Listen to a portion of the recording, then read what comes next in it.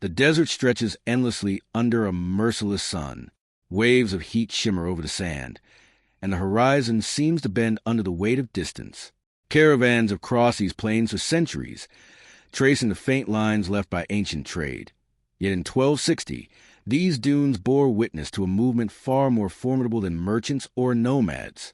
Here, across the open lands of the Levant, an army was advancing, a force that had reshaped the known world in less than a generation. The Mongols, heirs to Genghis Khan's relentless vision, moved with precision and ferocity that had left kingdoms in ruin. Cities had fallen, empires shattered, and yet, in the shadow of the Jordan Valley, a different kind of resistance was quietly taking shape. The Mongol expansion had been methodical, from the steppes of Central Asia to the fertile crescent of Mesopotamia. Nothing seemed capable of halting their advance. Cavalry swept like a storm, archers rode with uncanny discipline, and generals orchestrated maneuvers with an almost supernatural understanding of logistics and terrain. By 1260, their shadow had reached the eastern edges of the Mamluk Sultanate in Egypt, a region long defined by its strategic choke points and fortified cities. Yet, to the Mongols, the desert itself was merely another obstacle to overcome. They had crossed mountains, rivers, and plains without hesitation, each conquest teaching them new ways to exploit speed, fear, and the brutal psychology of warfare. The Mamluks, in contrast, were an army of necessity forged from exile and ambition. Once slave soldiers, they had become the backbone of Egypt's military power, a professional force loyal not to a bloodline, but to discipline and hierarchy. Sultan Qutuz, a figure of understated authority, understood the stakes. The Mongols had shown no mercy in Baghdad, in Aleppo, in Damascus. Their reputation alone had the power to unhinge lesser commanders, but Qutuz's strategy would not rely on myth or fear. It would rely on patience, preparation, and the careful orchestration of terrain. Months before the confrontation, the Mamluks consolidated control over the key trade routes and water sources leading to the Jordan Valley. Intelligence was sparse, often relying on merchants, deserters, or refugees, but even fragmentary reports conveyed a clear truth. The Mongols were approaching a force that could destroy conventional armies. They were not merely a military threat. They were a psychological instrument. Every tale of slaughter spread faster than their movements. Cities had surrendered before a single arrow was loosed. Governors had abandoned walls in terror. And yet Qutuz's forces remained unshaken. This was a moment defined by anticipation, as much as it was by preparation. Every decision carried weight. The Mongols were not invincible. They could be delayed, harried, misled, but any miscalculation could result in the obliteration of the Mamluk army. Commanders convened in shadowed chambers, poring over maps sketched from memory and ink. They debated the vulnerabilities of their opponent, the Mongol reliance on speed, their need to forage over vast distances, the tendency of cavalry to overextend in pursuit. Each tactical insight became part of a mental framework that would dictate every movement on the field. Meanwhile, the Mongols themselves were engaged in their own complex calculations. Led by the general Kibuka, they advanced with the confidence of an army accustomed to victory. Scouts moved ahead to probe defenses, and columns of mounted warriors spread like veins across the landscape, seeking to identify weaknesses. They assumed that the same methods that had flattened Baghdad would suffice here, that terror alone could fracture resistance. Yet geography and local knowledge were not on their side. The Jordan Valley, with its narrow passes, intermittent water sources, and hidden wadis, would demand a different approach than the sweeping plains of Mesopotamia. For the first time, the Mongols faced an environment where speed could become a liability and overconfidence a fatal error. Within this tension, the human dimension of leadership became evident. Qutuz carried a quiet resolve, his mind attuned to the interplay between strategy and morale. He knew that armies could falter not only from superior force, but from misjudgment, fatigue, and fear. Orders were issued with deliberate clarity. Soldiers were trained to maintain cohesion under duress, to hold positions against probing attacks, and to exploit any overreach by the Mongol cavalry. The psychological battlefield was being shaped even before the first arrow was loosed. Discipline versus panic, anticipation versus assumption, the measured confidence of the Mamluks against the habitual momentum of the Mongols. Meanwhile, Kitbuka's Mongols were acutely aware of the stakes. The campaigns in Syria had already been punctuated by brutal encounters. Damascus had fallen. Aleppo had burned. But the consolidation of control over the Levant was far from guaranteed. Logistics were stretched, winter supplies were limited, and the vast distances they had traversed from Mesopotamia had taxed both men and horses. Kitbuka's strategy relied on speed, shock, and intimidation, yet the terrain forced a concentration of forces that paradoxically increased vulnerability. Each step deeper into the Jordan Valley represented a gamble, a bet that Mongol discipline and mobility could overcome environmental constraints and determine opposition. The stage, then, was set. Two forces, forged in radically different environments and cultures, were approaching an intersection where every advantage could be neutralized by terrain, timing, or the smallest miscalculation. The Mamluks had no illusions about the risks. Their soldiers were not fighting merely for territory, but for survival, for preservation of a fledgling state, and for the chance to confront a force that had seemed unstoppable. In their minds and in the careful planning of their commanders, every move will be deliberate, every position chosen with a full understanding of its tactical and psychological implications. On the Mongol side, confidence and familiarity bred expectation. Victory had been their constant companion, and the habits of conquest were deeply ingrained. But in war, even the most disciplined army can be tested by conditions that defy prior experience.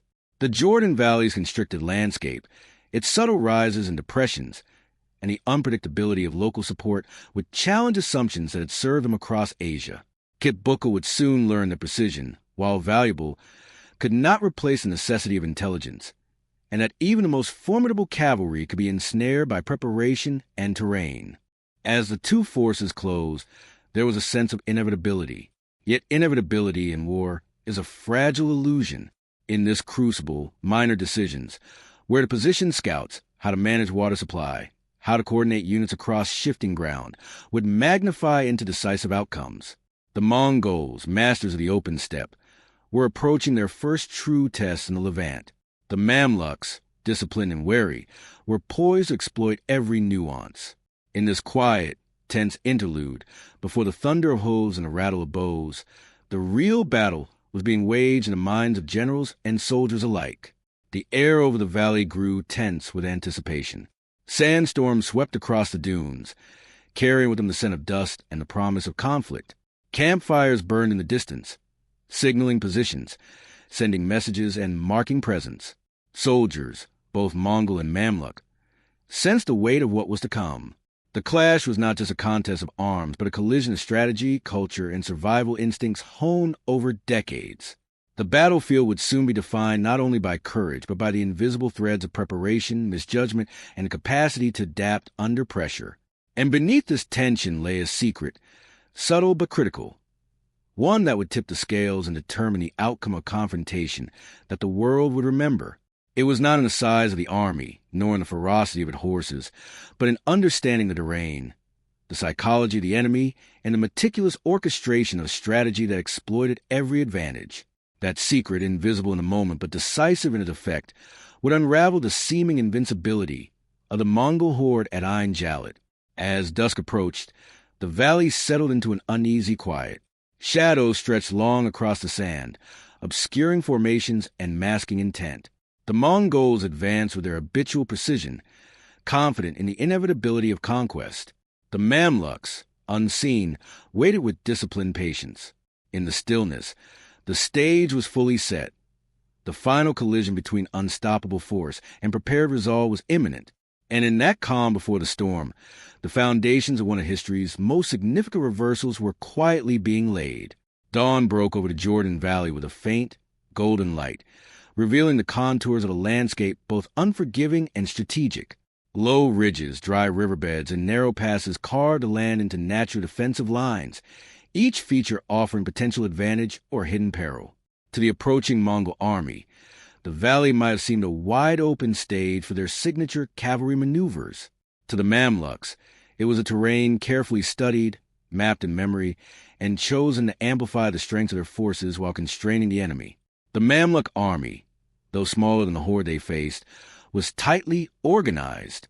Heavy cavalry formed the core of their striking power, disciplined units trained to respond to sudden attacks, and infantry, though often underestimated, occupied positions that could control the terrain and funnel the Mongols into predictable channels.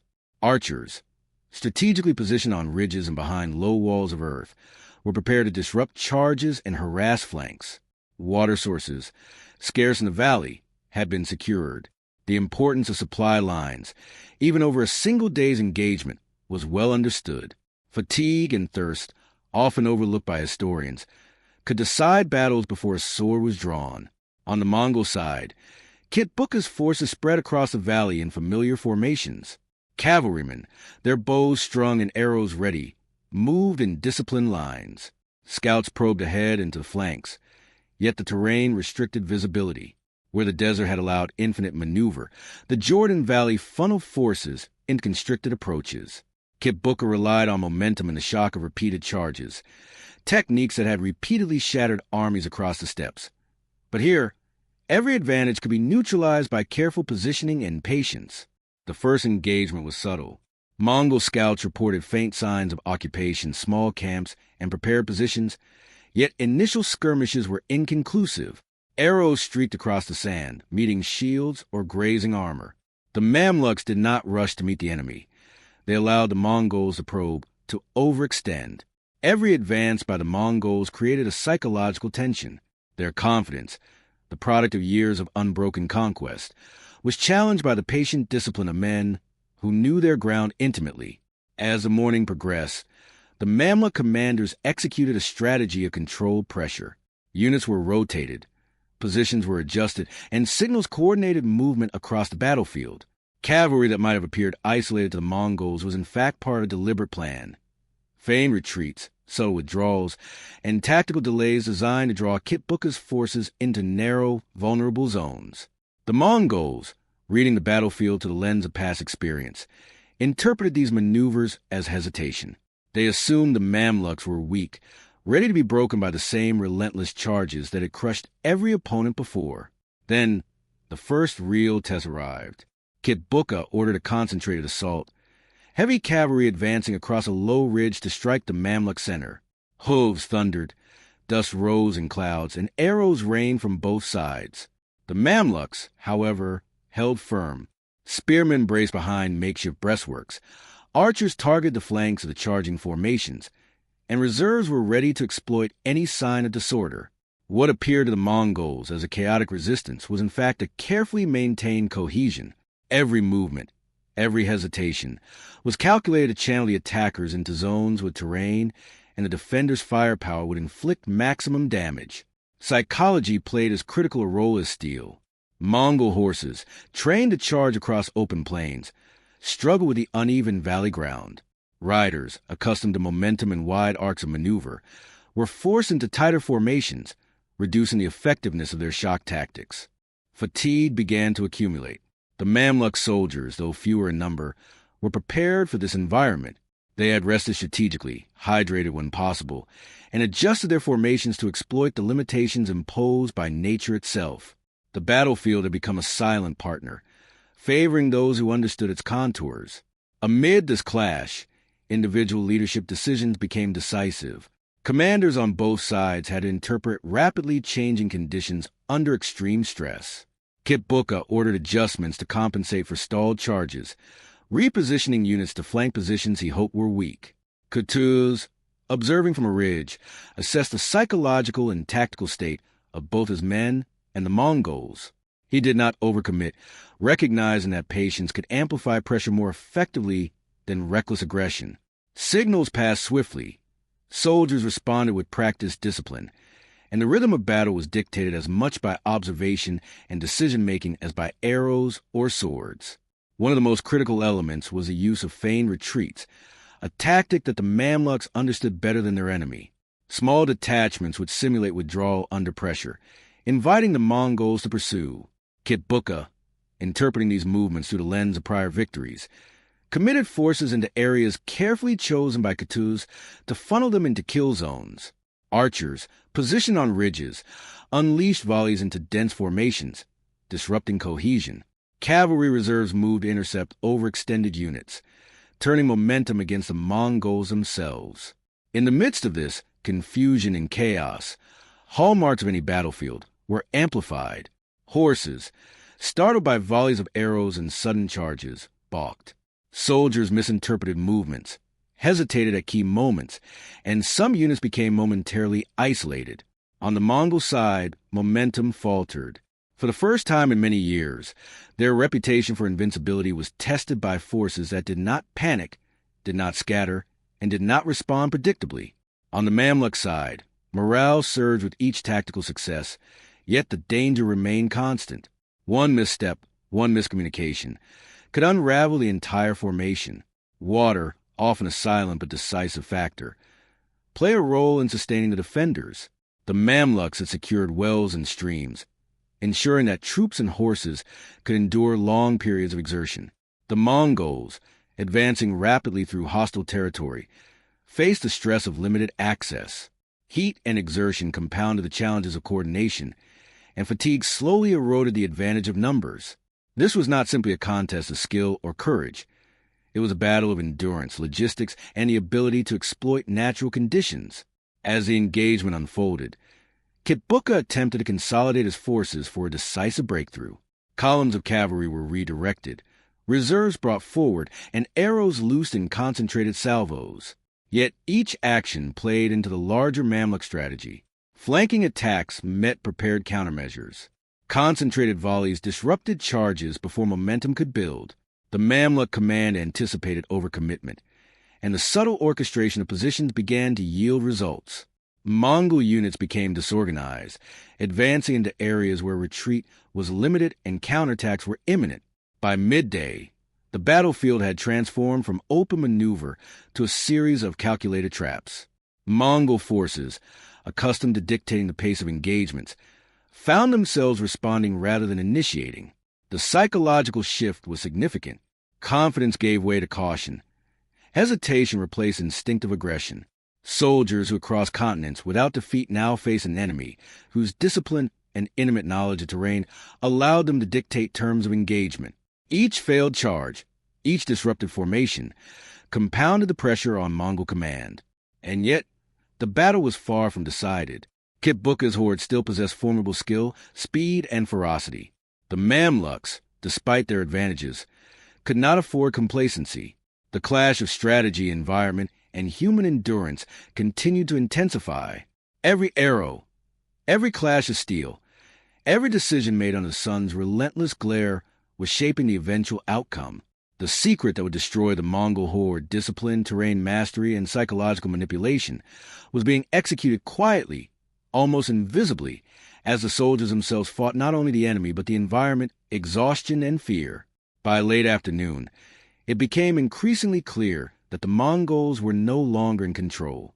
Their formations, once a cohesive storm, were disrupted. Cavalry charges failed to achieve decisive impact.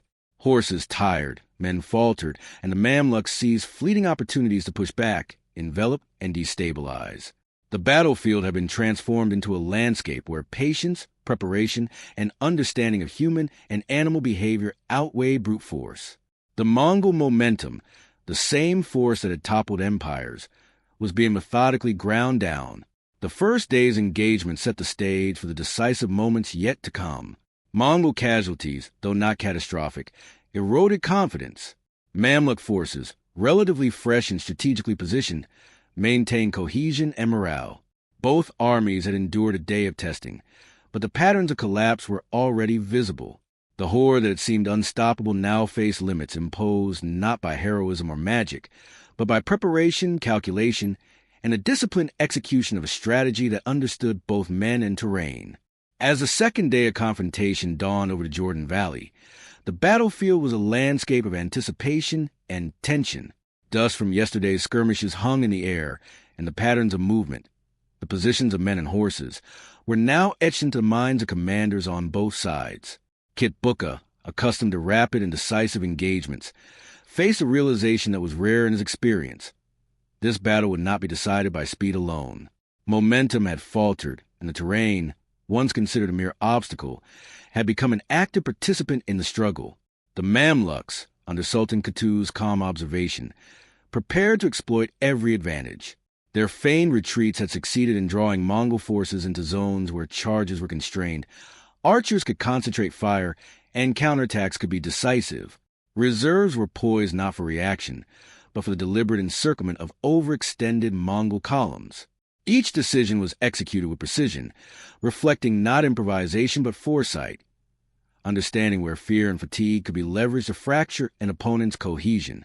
Kit Bukka's initial confidence had given way to tension. Mongol formations, disciplined and trained to respond instantly, now faced confusion as overextended units became isolated. The characteristic thunder of hooves, once a tool of terror, now risked exposing flanks and generating vulnerability. Mongol archers, effective in the open plains, struggled with constrained angles and oblique lines of sight. Each misalignment compounded the pressure, and command signals, difficult to maintain across dust and distance, began to lag behind events on the ground. The critical turning point arrived when a Mamluk detachment, executing a maneuver with silent precision, cut across the rear of an isolated Mongol column. The Mongols, pursuing what they believed to be a retreating enemy, were drawn into a tactical trap. Arrows rained from concealed positions. Cavalry reserves struck the flanks. Infantry closed choke points that prevented orderly withdrawal. The Mongols' hallmark shock tactic, charge and overwhelm, was rendered ineffective. Confusion spread rapidly. Leaders attempted to reorganize units, but communication lagged under the stress of combat, and the psychological weight of unexpected resistance eroded morale. Horses, exhausted by constant movement over uneven terrain and the stress of skirmishing, faltered. Riders lost cohesion. Arrows lost accuracy, and the disciplined rhythm that had carried them across continents began to unravel. The Mamluk forces, steady and cohesive, pressed the advantage. The battlefield had shifted. Where yesterday the Mongols dictated terms, now Kutuz controlled the tempo. Every feigned withdrawal, every prepared position, every disciplined volley of arrows had transformed the valley into a weapon against an enemy who had underestimated the subtle interplay of terrain, preparation, and human endurance. As afternoon progressed, Kit Bukka recognized the impossibility of a decisive breakthrough. Reinforcements from nearby garrisons were not immediately available. Retreating across hostile territory risked further attrition. The Horde's legendary confidence had been fractured, replaced by caution, frustration, and the growing understanding that terrain and strategy, rather than numbers or ferocity, could dominate a battle. Mongol units attempted reorganization, but the Mamluk positions were flexible, adaptive, and relentlessly coordinated. Each failed charge, each disruptive formation, magnified the pressure. The Mongols were now reacting rather than initiating, a reversal almost unimaginable in the context of prior campaigns. The collapse was methodical rather than instantaneous. Small units, increasingly isolated, attempted to disengage and regroup. Arrows struck from unexpected angles.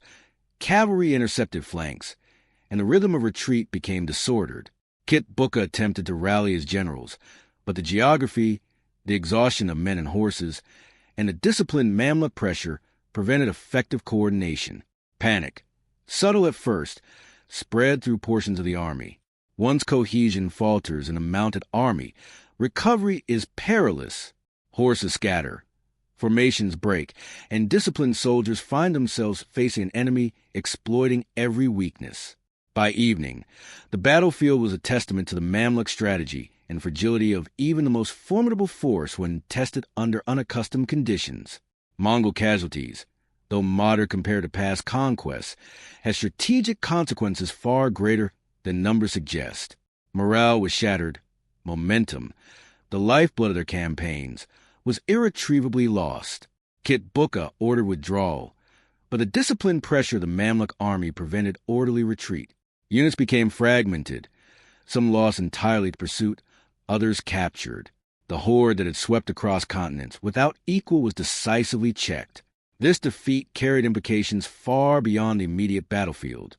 The Mongol advance into the Levant, previously assumed inevitable, was halted. Kutuz had not merely survived. He had demonstrated that strategic patience, mastery of terrain, and disciplined psychological pressure could neutralize the Mongols' advantages. The Mamluk victory at Ain Jalut became a turning point in the history of the region. It preserved Egypt and the Levant from conquest, bolstered the reputation of the Mamluk military machine, and proved that even the most feared army in the world was vulnerable under the right conditions. Historians emphasize that the outcome was not due to heroism alone, nor to numerical superiority. It was a product of preparation, terrain exploitation, psychological insight, and disciplined execution. Qutuz's foresight in understanding the limitations of his opponent and his ability to translate strategic insight into battlefield action created conditions in which the Mongol horde could be methodically undone. The secret to their destruction lay not in a single moment of valor, but in the quiet, deliberate orchestration of forces that understood the enemy, respected the terrain, and controlled the tempo of battle. The aftermath of Ain Jalut rippled across the known world. Mongol prestige, what had seemed invincible, suffered its first significant blow outside the steppes. Sultan Qutuz, though assassinated shortly after the battle, left a legacy of strategic brilliance that shaped the region for decades. The Mamluks consolidated control, strengthened defenses, and became a bulwark against further Mongol incursions. In military terms, the battle demonstrated that discipline, knowledge of terrain, and the deliberate application of psychological and tactical pressure could overcome even the most feared and experienced army in history.